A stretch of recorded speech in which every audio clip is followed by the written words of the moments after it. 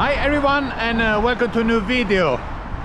It's getting cold, I had to switch kits, and today, for a change, I want to stay relevant and up to date with the cycling news on the newly announced recall from Shimano about the product, the hollow crank Ultegra and Dura-Ace, which, you know, if you've been reading about cycling, wasn't anything new. The issues were widely known for quite a long time, and I'm actually surprised that the recall came out so late. I thought we were not going to get anything out of Shimano, because up to this moment, really, I believe they only blamed on quality control, and there was no admission there was something wrong with a bonded crankset, which is a nice term to say glued up. It's quite sad to read in the American version of the recall about how many accidents and incidents they had, and it's quite astonishing that it took so long to take action. And if you read about those numbers, behind every single number there's someone that fell off the bike, injured themselves, broke a bone. Is really disconcerting.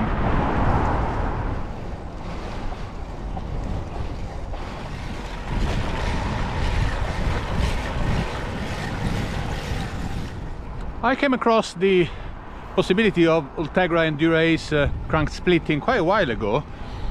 I know that there might have been small numbers among the thousands of sold by Shimano, but at the same time, me being cheap and down to the point, I decided to stick with my 105, because 105 is not bonded like Ultegra and Dura-Ace, so it's slightly heavier, but at the same time it doesn't suffer from the failures that those two groups that are facing. So while on one hand I'm surprised that it took so long for them to admit, at the same time it's good that now they are taking action, so do check your numbers. The recall for now has been announced in America and Canada, and I believe it's going to follow in all other regions in the world. The second consideration for me is really a bit of a rant, as usual, in terms of how groups and companies, and in particular Shimano, are offering products that, at least to me, they're not that appealing. And the new introduction of the products, like for example 105 12 speed, that was maybe one of the controversial ones, because it was so expensive, heavier, and I'm not sure if it was that welcomed. I know I'm a late adopter, I still go on about old technology, which I understand. The majority of riders now, they want electronic group set and disc brakes, but there is still a small minority that still like a mechanical group set, lighter, and maybe rim brakes.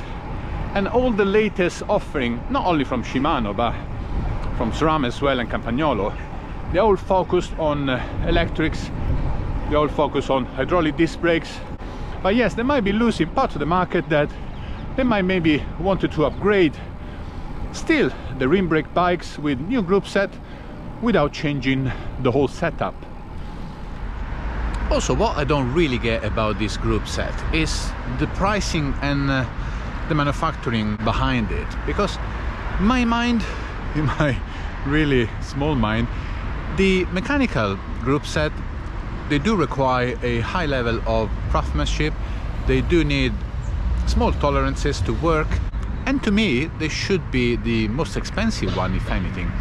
While companies have been pushing this electronic technology, which to me is a very simple job in terms of electric motors and actuators, and those are portrayed like the super expensive top tier group set that ultimately achieve the highest price.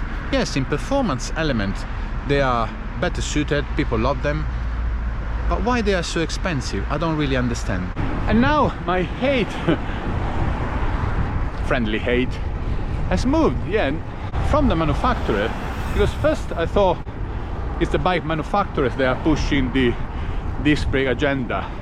But at the end of the day, it's the group set industry where they have completely shifted their offering. And if I were producing a bike, I will need to offer a bike where I can put a group set on. So yes, why would you have a production of a rim brake bike where there's no group set, or very few that you can actually use?